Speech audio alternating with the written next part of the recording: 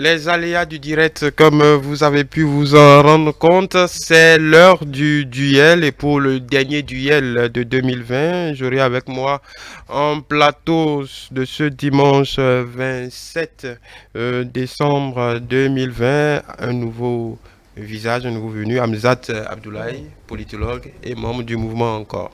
Bonjour. Bonjour, monsieur Xavier. Bienvenue sur notre plateau. Merci. Et un habitué, même si ça fait un moment qui n'est plus revenu avec nous, Augustin Sodinou, Union progressiste.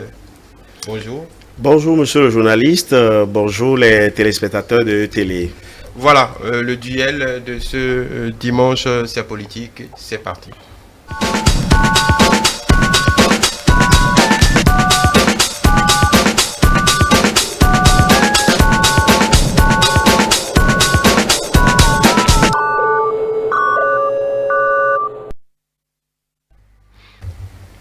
Alors, le premier thème de notre duel de ce matin, c'est ce qu'on a pu appeler l'affaire de la tricherie. La justice a rendu son verdict cette semaine, plutôt des peines plutôt conséquentes pour les accusés et les mises en cause. Quel regard portez-vous sur le règlement de cette affaire? Nous sommes dans un état de droit et nous avons malheureusement eu connaissance de cette affaire de tricherie lors de ce concours.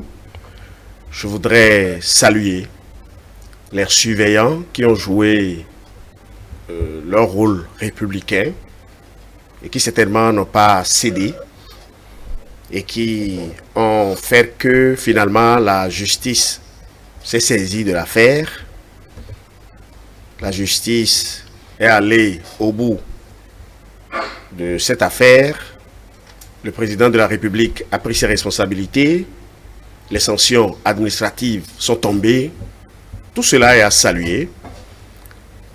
Et nous sommes dans l'espoir qu'avec le temps, les Béninoises et les Béninois n'emprunteront plus ce chemin pour arriver à bout de tout ce qu'ils ont envie de réaliser dans leur vie. Sur cette même question, pour une fois, la justice a frappé fort, parce qu'il faut le dire, on a toujours eu de ces cas-là, mais la justice ne s'en est jamais saisie de cette façon-là. N'est-ce pas une avancée pour notre communauté dans son ensemble? Une avancée, je ne vais pas me précipiter sur la question en parlant d'avancée. Ce qui est certain, c'est que notre justice a fait un gros coup, un très gros coup. Toutefois, le temps de l'instruction était toujours beaucoup trop réduit, donc je ne vais pas m'avancer sur ce terrain en leur tendant les feuilles de laurier parce que beaucoup de choses restent à faire sur ce chemin. Et effectivement, il y a appel Justement, oui. justement, vu que l'instruction fut très courte et que forcément les personnes qui ont été finalement accusées voilà, ne sont pas satisfaites, il est évident que les avocats puissent faire appel. Alors, par rapport au concours en lui-même, je trouve qu'il faut rappeler le contexte des concours au Bénin. Au Bénin, les concours ont toujours été entachés de malversation, il faut le dire. C'est vrai, ça ne sort pas à tous les coups au grand jour, mais Tous les concours. la majorité des concours, c'est un secret de polichinelle.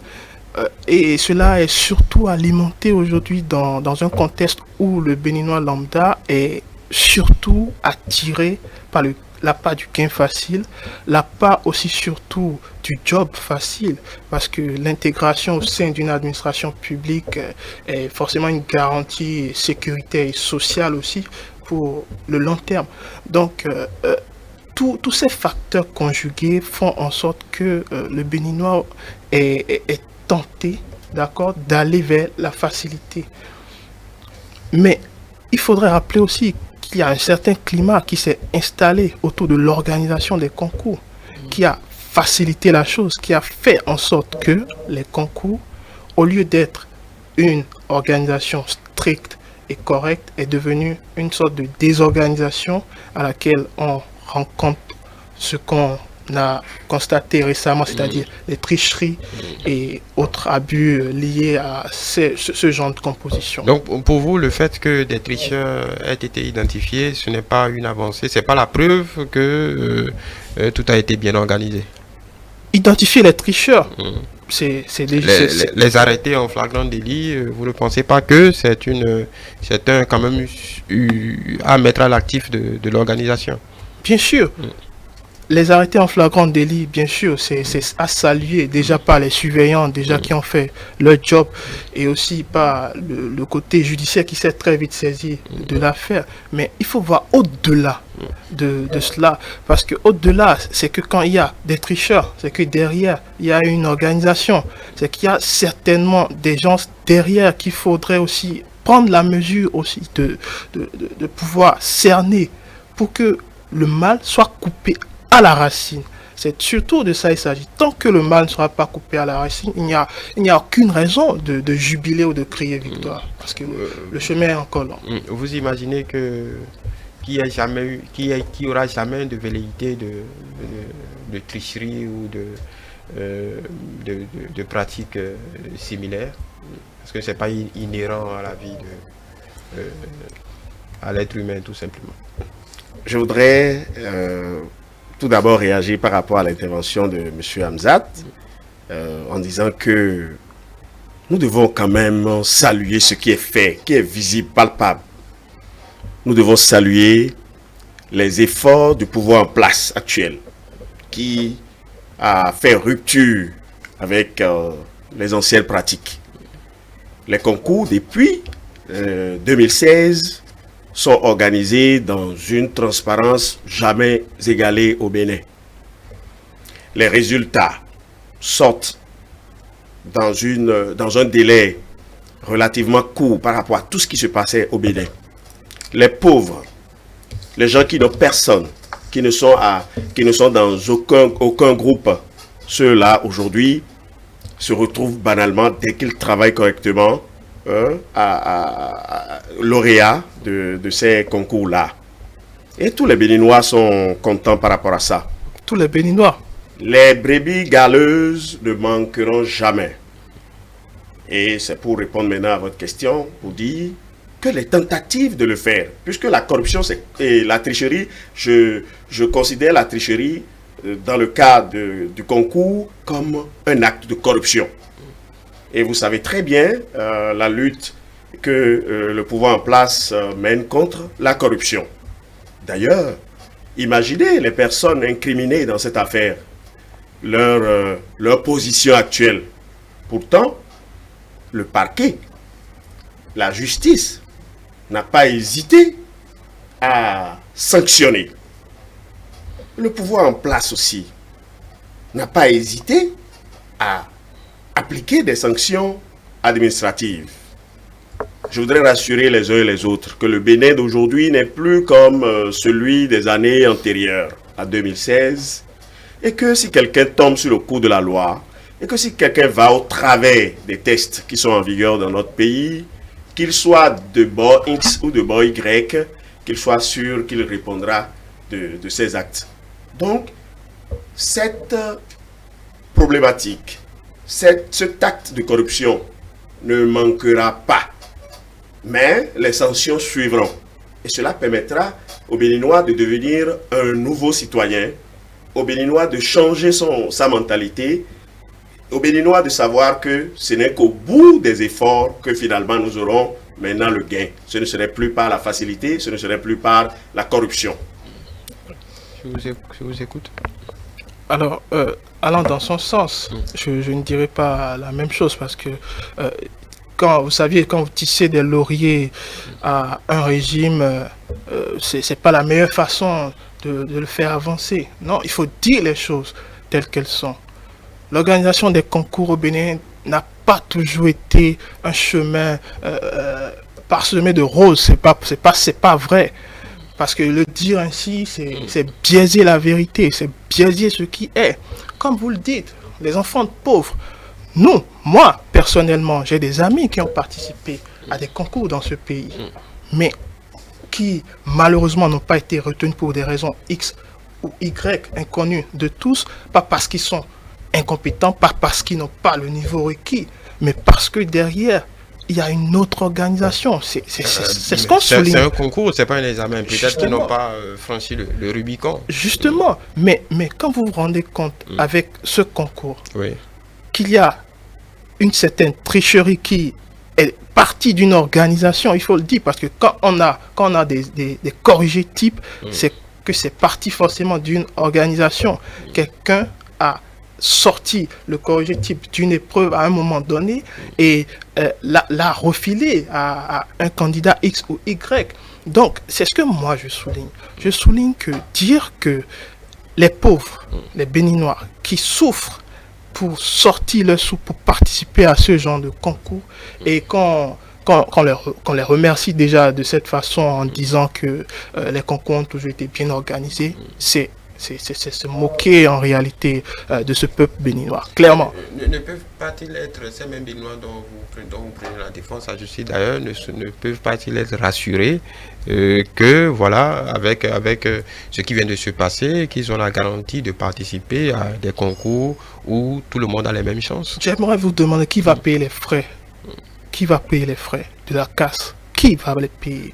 C'est la réelle question. Certes, une satisfaction du fait que voilà, mais on ne parle que de deux tricheurs qui ont annulé tout un concours où participaient des milliers de Béninois pour 100 postes. Voyez-vous, essayez de faire un peu la comparaison. Comme d'habitude. Voilà. Comme d'habitude. C'est le niveau aujourd'hui où nous sommes aujourd'hui. Mais les concours, même si c'est pour 2 places, vous ne pouvez pas empêcher des milliers de postuler.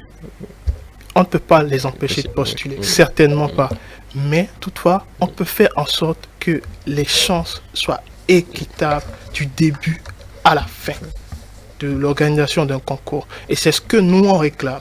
Nous, en tant que jeunes aujourd'hui, nous réclamons que l'organisation des concours soit mieux gérée du début à la fin. Voilà. Donc, comme c'est une affaire en instruction, parce que la partie des prévenus a interjecté appel suite au verdict.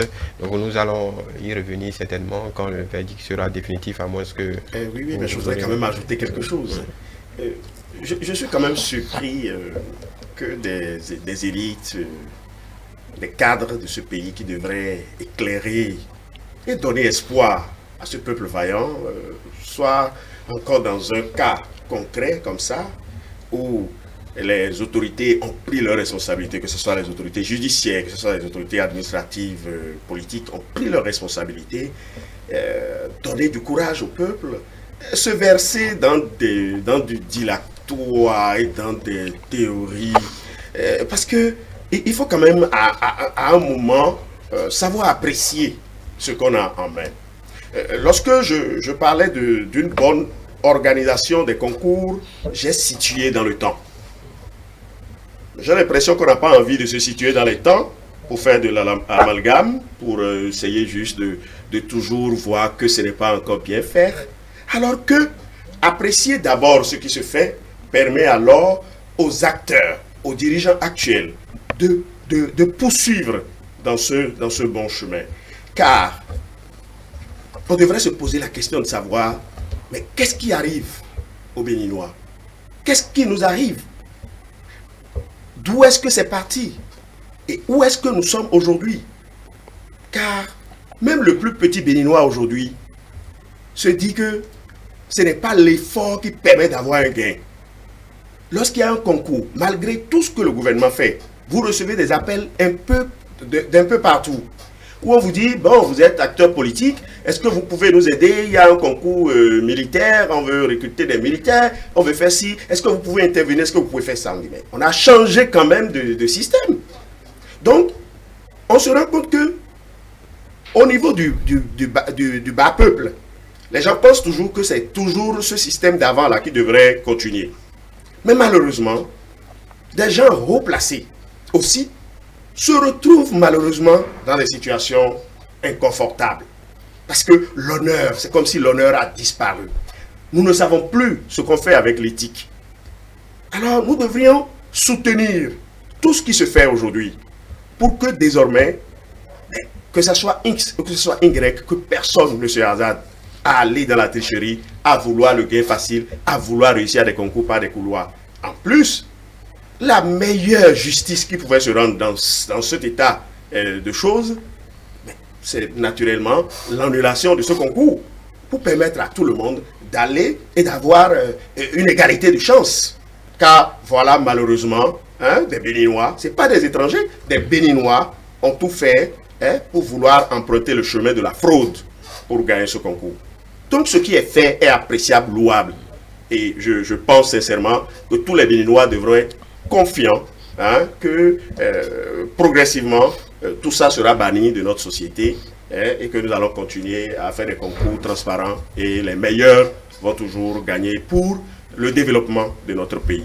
Voilà, nous allons passer au second sujet qui sera une question plutôt ouverte. On est à quelques jours pour clôturer cette année, on va dire, épique, parce que nous avons eu le Covid-19, nous avons eu quand même une année de défis divers. Vous, au mouvement, je rappelle que vous êtes membre du mouvement encore. Si l'année 2020 devrait se résumer sur un fait, un mot, une opinion, un événement, qu'est-ce que ce serait? Ce serait fortuit que de résumer toute cette année en un mot, mais je vais tenter. Cette année fut une année pas comme les autres. Donc, sur le volet sanitaire, nous avions vécu une année compliquée, très dure. Et l'autre chose, c'est que sur le plan politique, la question des parrainages aussi a suscité le débat controversé d'ailleurs de part et d'autre. Donc pour moi, aujourd'hui, je peux résumer factuellement cette année 2020 en deux mots. Une crise sanitaire qu'on n'a pas su véritablement gérer comme cela se doit, il faut le dire aussi.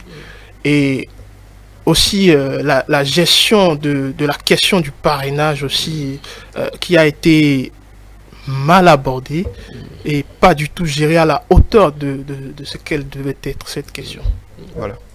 Avant de répondre à ces deux préoccupations, pour vous, si l'année devait se résumer sur un point saillant. L'année 2020, pour moi, peut se résumer en termes de bilan des actions du gouvernement depuis 2016 et, bon, évidemment, par la survenance du coronavirus. Voilà une année qu'on avait commencé avec beaucoup d'espoir. On se disait 20 sur 20, tout sera dans la plénitude et tout. Et qui, dès la fin du premier trimestre, c'est fini, tout le monde, tout se passe dans l'isolement. Et vraiment, c'était difficile, la production, tout a chuté. Eh bien, à la fin du dernier trimestre, nous avons eu le bonheur de recevoir dans nos communes le chef de l'État qui est venu nous exposer tout ce qu'il fait pour ce Bénin depuis 2016.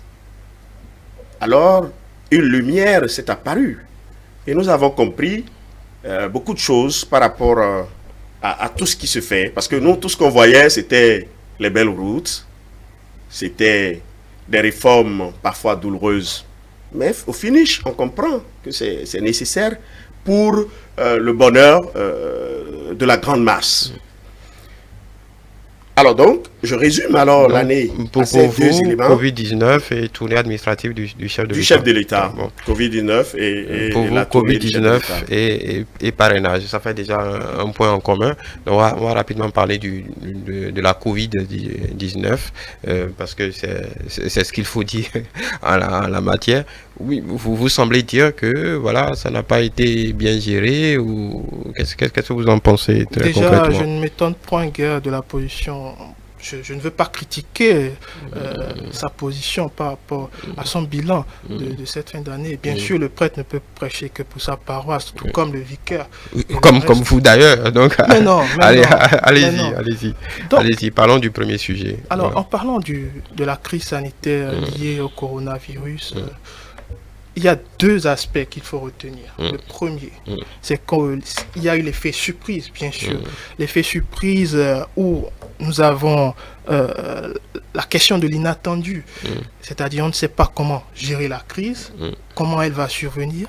Donc, ça nous a pris plusieurs mois avant de prendre de véritables dispositions pour au moins condenser la propagation du mal.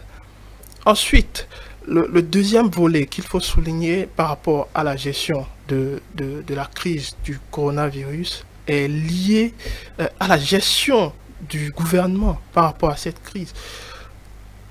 La gestion de cette crise sanitaire n'a pas été la meilleure gestion. Et sur quel point précisément? Sur tous les points, sur le plan sanitaire. Sur tous les points. Oui. Bien sûr, sur tous les points. Parce que si il y a eu des défaillances à tous les niveaux, au niveau sanitaire, il est important de le dire. Il y a eu des avancées, certaines. Il faut le noter aussi. Quand il y a des avancées, il faut le noter. Mais quand la gestion n'a pas été faite comme cela se doit, il faut aussi avoir le courage et la hauteur pour le dire. Concrètement, qu'est-ce que vous pointez du doigt? Oui. Alors, j'évoque déjà la gestion de la crise au niveau des établissements au Bénin, qui sont chargés de gérer le cas des malades, le cas des voyageurs et tout ça. Aujourd'hui, qu'est-ce qu'on constate? On constate que la gestion des cas du Covid-19 est beaucoup plus un business. Quand vous jetez un peu le regard dans d'autres pays, quand on vous impose le test à l'aller et au retour, par exemple, dans d'autres pays, ce n'est pas le cas. Donc, moi je trouve que on est passé de la France vient de le faire récemment. Mais maintenant. Mais vous n'allez pas comparer le cas de la France avec le Bénin, parce que c'est pas pareil. C'est la même pandémie. C'est pas la même pandémie, excusez-moi, c'est pas du tout la même pandémie. Que le Bénin ait adopté ce type de gestion pour gérer une crise sanitaire, certes, c'était du jamais vu, mais est-ce que cela a un réel impact, à part plus appauvrir les gens?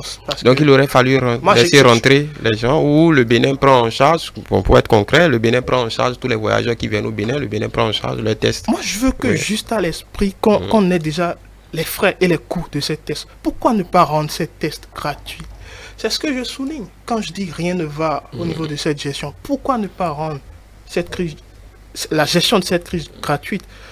Déjà parce que au niveau sanitaire, nous n'avions strictement aucune organisation concrète pour réguler la véritable gestion des personnes malades du Covid. Ça n'existe pas, cette gestion. Sinon, on aurait dû rendre on aurait dû rendre les tests et autres liés au Covid gratuits entièrement. À l'entrée du Bénin, vous voulez dire, parce que pour les populations, c'est pas payant. Bien sûr, non seulement aussi à l'entrée, mais revoir aussi les prix à la sortie, parce que c'est étouffant. Limite, financièrement, c'est compliqué. Moi, j'en connais qui ont dû laisser le passeport, parce que n'ayant pas des moyens de récupérer les résultats, puisqu'au résultat, tu dois payer. Tu dois payer les frais de ton test avant de récupérer ton passeport. Donc, généralement, je trouve que la gestion de cette crise n'a pas véritablement été à la hauteur de ce qu'elle devait être. Il y a du mieux, il y a du mieux, mais il faut dire ce qui est actuellement, et c'est ce qui est actuellement. Sur ce même point. Oui. Bon, je ne suis pas sûr si le président de la République est en train de nous suivre, mais je suis sûr que des Béninois d'ici et de la diaspora nous suivent. Et il y aura certainement quelqu'un qui va certainement transmettre le message au chef de l'État. Moi, je le tire chapeau. Merci, Monsieur le Président de la République, pour votre ténacité, pour votre efficacité dans la gestion de cette crise. C'est à bon heure que j'aborde ce sujet parce que la gestion de cette crise a démontré le ridicule qui caractérise les voix dissonantes, les opposants du président Patrice Talon. Qu'est-ce qu'on n'avait pas entendu?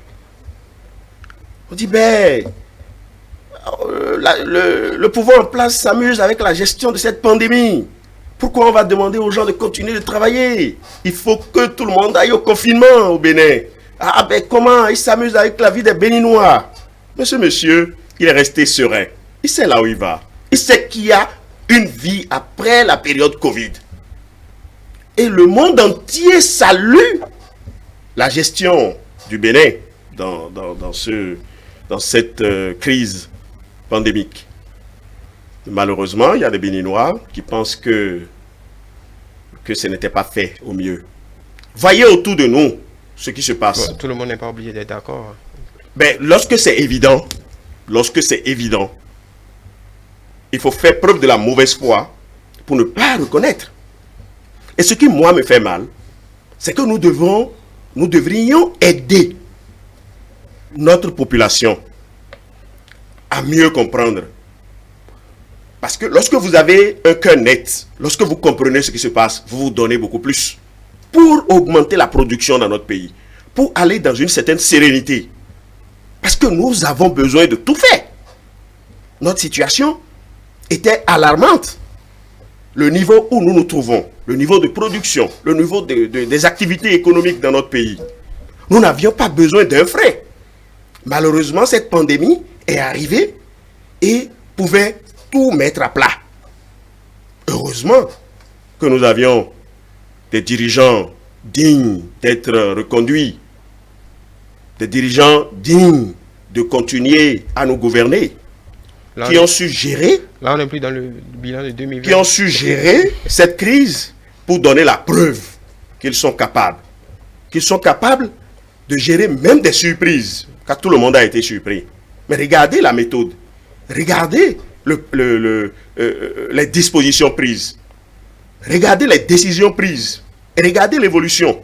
Le dernier Conseil des ministres, le Conseil des ministres a autorisé maintenant la reprise des activités culturelles et sportives.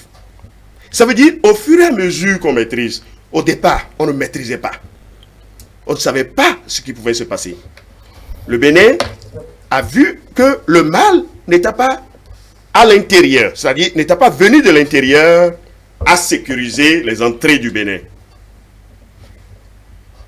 Seules les voies aériennes sont laissées ouvertes parce qu'on a besoin des choses. On a besoin de faire des commandes de masques. On n'en fabrique pas ici. On a besoin de faire des commandes de l'essentiel. On a appris à en fabriquer depuis.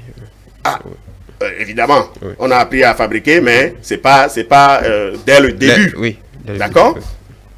Alors, donc on avait besoin des choses, et donc ça a fait que on a laissé ouvert les voies aériennes pour entrer dans notre pays. Finalement, il y a eu un cordon sanitaire pour circonscrire le mal dans un périmètre du pays, au lieu d'envoyer tout le monde au confinement. Et pour finir, lorsqu'on veut parler, par exemple, du coût des tests à l'entrée ou à la sortie du Bénin, le gouvernement du Bénin, qui connaît bien sa population, a expliqué de long en large qu'il y a des Béninois qui ont des moyens et il y en a qui n'en ont pas. Ceux qui voyagent, qui vont à l'extérieur, ils ont un pouvoir d'achat. Ceux-là ont la capacité de payer leur test. Donc dire aujourd'hui que c'est cher ou que c'est ceci, cela, je pense que c'est peut-être une manière d'inviter le gouvernement à voir les intrants, les charges qui rentrent dans l'exécution de ces tests et des implications que cela pourrait avoir pour voir si c'est possible une réduction de l'affaire ou si on doit maintenir de la maintenir.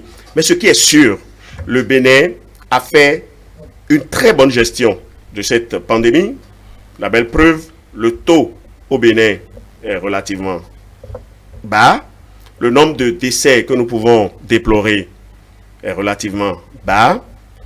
Et mieux, la survenance de cette pandémie a démontré à suffisance le ridicule qui caractérise l'opposition, la médiocrité qui caractérise l'opposition, l'inefficacité, car l'opposition normalement, dans un système démocratique, apporte des solutions. Mais tout ce que, dans la gestion de cette crise, l'opposition a apporté aux Béninois, c'est d'alarmer le peuple béninois. C'est de rendre le peuple béninois dans un état de panique.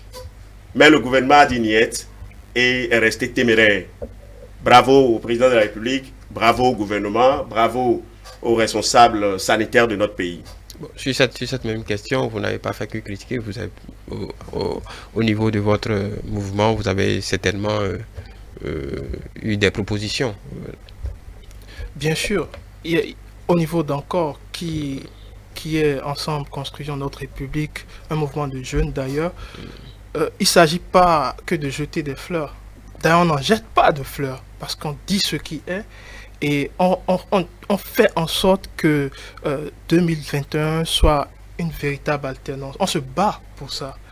Et dire, voilà, avec des mots que je ne vais pas répéter, que le travail est parfait.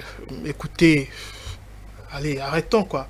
Arrêtons le délire et disons ce qui est. Ce qui est, c'est qu'il y a eu beaucoup plus de failles que de réussite dans cette gestion de la crise de la Covid-19. D'accord, vous parliez d'alternance tout à l'heure, ça fait la transition avec votre deuxième sujet. Quant au bilan de cette année 2020, vous parliez de parrainage. Je crois savoir qu'au niveau du mouvement Encore, vous avez introduit, je crois, 2 recours, ou c'est bien ça, 2 recours au niveau de la Cour constitutionnelle sur cette même question. Qu'est-ce qui a motivé cela? Et pour en parler, puisque vous l'avez évoqué, le parrainage, qu'est-ce qui pose problème à votre niveau? Déjà, nous sommes à quelques mois des élections présidentielles et on sait tous que les parrainages au Bénin ne sont pas la bienvenue, clairement. Que ce soit au niveau des opposants en griffe et même au sein même de la mouvance. Ça ne fait pas l'unanimité, les parrainages. Alors nous avions opéré ces 2 saisines dans un seul objectif, celui de descendre le parrainage. Le parrainage va sauter. Et la Cour, on attend bien sûr la réponse de la Cour constitutionnelle en janvier prochain pour nous situer sur cette question. Alors, le parrainage, dans des contextes bien sûr bien élaborés, dans une démocratie qui vit bien, qui ne prive pas les gens de leur liberté individuelle et collective. Oui, pour le parrainage, mais dans des conditions bien. Vous êtes bien libre de vos mouvements. Non, je ne parle pas de moi. C'était une petite boutade à continuer. Bien sûr. Alors, vous saviez très bien que nous sommes dans un pays où la liberté d'expression n'est plus ce qu'elle était. Vous devriez au moins le reconnaître. La liberté d'expression n'est plus ce qu'elle était il y a quelques années. Nous avions passé 4 ans dans la peur, 4 ans à se terrer chez soi. Les jeunes, aujourd'hui, ne montent plus au créneau. Même les médias n'arrivent plus à clairement dire ce qu'ils pensent. Il n'y a plus véritablement cette liberté d'opinion, que ce soit dans la presse ou ailleurs. Ah bon, vous avez l'impression de ne pas être libre de dire ce que vous voulez dire sur ce plateau, par exemple? Je ne parle pas de cela. Oui. Je ne parle évidemment pas de cela, mais je suis en train de dire qu'en 4 ans, la liberté d'opinion, d'expression liée aussi à la presse a largement diminué considérablement. Alors, c'est un peu diamétralement opposé à la question du parrainage. Mais pour revenir à la question du parrainage, il est important pour qu'il y ait une véritable alternance en 2021. Il est véritablement important que la question du parrainage soit mieux étudiée. Et pour qu'elle soit mieux étudiée, il faut du temps. On n'a pas ce temps. Nous avions à peine quelques mois. Donc, nous proposons qu'on saute le verrou de ce parrainage et que les débats politiques soient réellement lancés sans que personne ne soit inquiété de son bord politique, de ses opinions, de ses idées, parce qu'avant tout, nous sommes au Bénin. Et il est important que nos valeurs principales, d'ailleurs, qui font de nous des Béninois et que tout le monde reconnaît depuis les années 90, reviennent déjà dès maintenant. Voilà, sur cette même question. Je ne sais pas si vous avez eu connaissance de ce recours, de cette bien sûr, qu'on a lu sur les réseaux sociaux. ce que le mouvement encore a adressé en matière de recours, de requête à l'endroit de la Cour constitutionnelle. Mais j'ai quand même un sentiment en écoutant M. Hamzat qui n'est pas à l'aise. Il n'est pas du tout à l'aise. C'est comme si il mène un combat qui n'est pas le sien. Et il s'efforce. Il s'efforce. Bon, je peux à la limite accepter que bon, c'est des Béninois qui se sont regroupés, qui ont envie que le projecteur soit jeté désormais sur eux. Parce que c'est du déjà entendu. Mais qui ont envie de proposer une alternative? Pas du tout, parce qu'il y a plein de mouvements. Il y a un mouvement dans lequel se trouve Célestine Zanou. Je crois que j'avais fait un duel avec quelqu'un ici qui appartenait à ce mouvement, où il y a la diaspora, il y a même des gens qui ont intimé des ordres au chef de l'État, qui lui ont dit à partir de telle date, si tu ne fais pas ci, nous on va faire ci, comme si le Bénin là, c'est de l'amusement quoi. Donc, à la limite, je peux accepter que, bon, des Béninois se sont regroupés au sein d'un mouvement pour que le projecteur soit un peu sur eux. Mais le mieux serait que, si les Béninois se regroupent pour que le projecteur soit sur eux, qu'ils abordent les sujets concrets. Car même l'opposition ne peut même pas se permettre aujourd'hui, si elle est sérieuse, d'aborder cette question de parrainage. Car c'est au Bénin que les gens, après les élections législatives, se sont réunis pour le dialogue. Les conclusions du dialogue. La révision de la Constitution est arrivée. Et la question du parrainage a été débattue. L'opposition était où?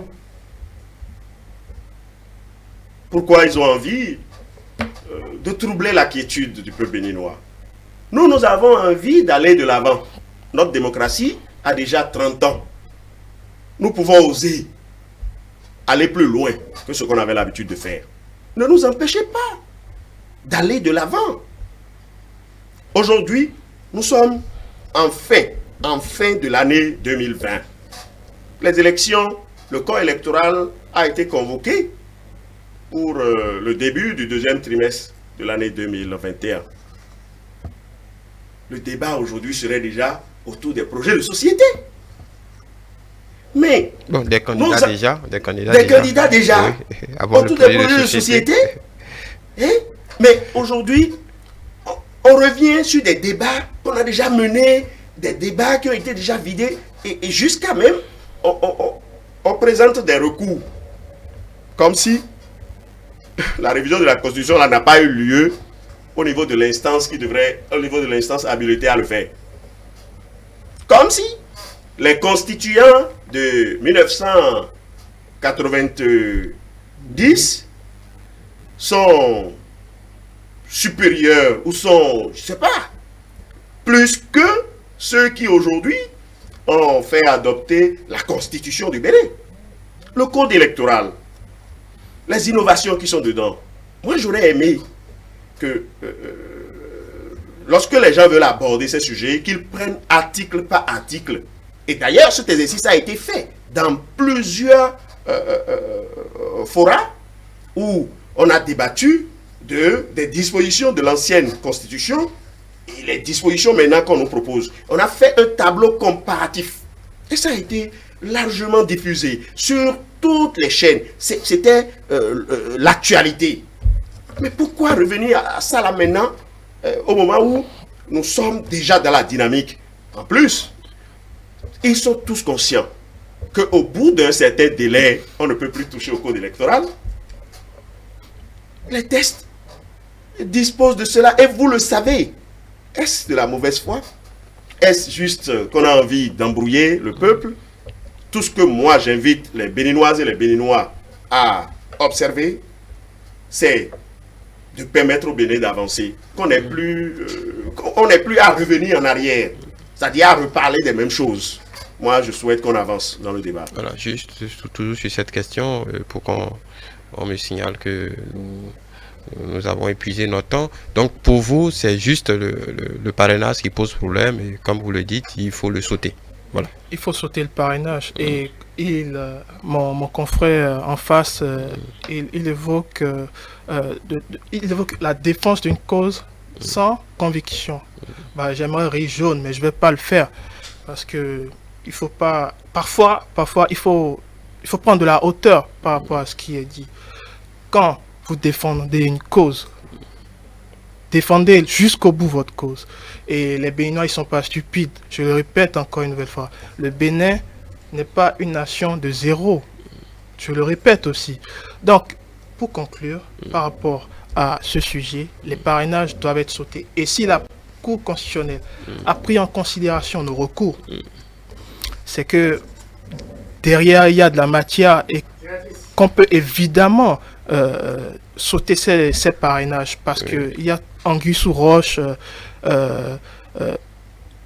dans ce code électoral, justement. Il y a véritablement anguille sous roche et il est temps qu'on puisse permettre à tous les partis politiques de pouvoir participer librement, à toutes les personnes, à tous les Béninois, de participer librement au débat politique, de participer aux élections présidentielles s'ils remplissent les conditions. Oui, de toute façon, l'élection présidentielle n'est pas liée à un parti. Je pense que dès que vous avez le parrainage, vous pouvez vous y conformer. Donc on attendra ce que la Cour constitutionnelle dira de votre recours. Juste un dernier mot là-dessus. Donc, 2020, 2021, comment vous le voyez? Ben, je vois 2021 comme une année d'élection présidentielle, donc une année d'enjeux politiques majeurs.